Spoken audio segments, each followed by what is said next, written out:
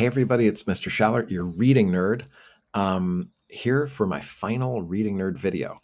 And I'm in the little corner here. I don't know if you know the movie The Wizard of Oz, and they pull back the curtains, and there's this guy, and it's not this magical wizard, it's just some guy. So that's sort of me. I'm going to be retiring literally to my writing desk now because that's what I love to do. But I wanted to say a few things before I go.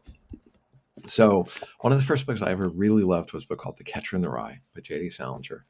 And part of the reason I loved it was it felt like the narrator was in my head.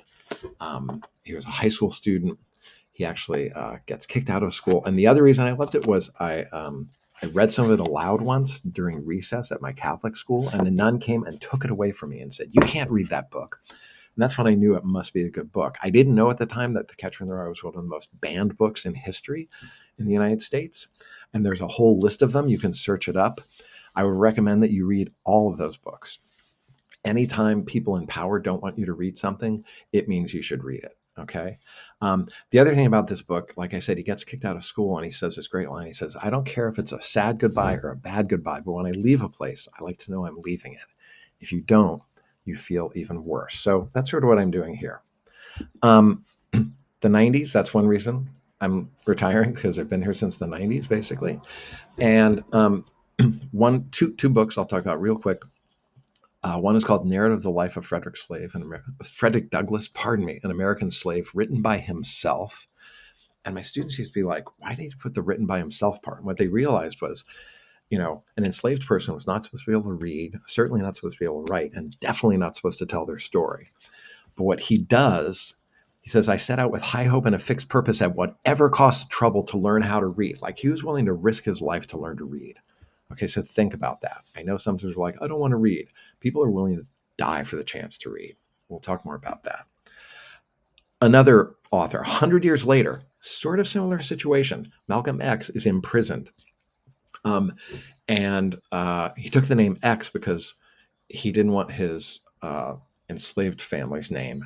And that was the only way somebody could sign their name back in the day if they were enslaved, was an X. Anyway, amazing writer, amazing leader, but he was in prison and he couldn't read. So what he did was he got a dictionary and he literally wrote down every word in the dictionary in these notebooks, which is crazy, but that's how he learned. And he says, in fact, up to then, I'd never been so truly free in my life as when he was reading, even though he's imprisoned.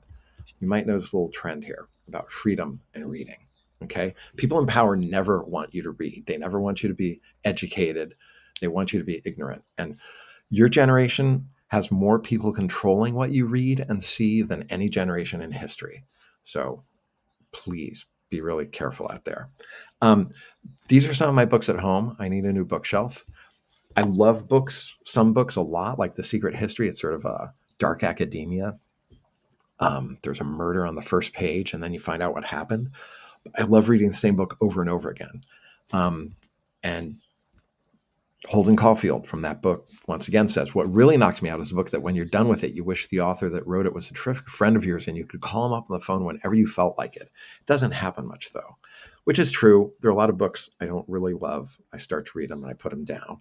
But when you find a book that you love, read it more than once. And, there are different types of text, too. There are movies, don't just see the big budget, Marvel movies. Although this guy made one of those, and this is an amazing movie. Go see old movies. Go see movies even from the 90s. I know that doesn't seem old to some of us. Check out movies, the music you listen to. Share it with each other. Get inspired. And explore things, right? If you can get to a theater, even better. So anyway, that's all, folks. That's all I have to say for today. It's been my pleasure to be here. You know what? Every person on the Roosevelt campus is here because they love being around teenagers. They care about you. We really do. You're amazing. You're the future, all that stuff. Thank you, and I'll see you soon.